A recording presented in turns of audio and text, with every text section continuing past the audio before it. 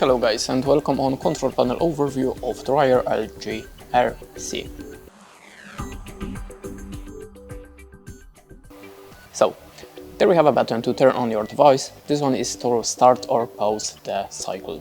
By the control knob you can select the program. By this one you can extend the time. By this one you can decrease the time of the cycle. There we have a button to drum cleaning. This one, it's a Wi-Fi button or delayed start. This one is an anti-crease function. There we have an echo mode. There is a time saver indicator. There we have there is a cycle for the wardrobe. There is an extra function, extra level of the drying.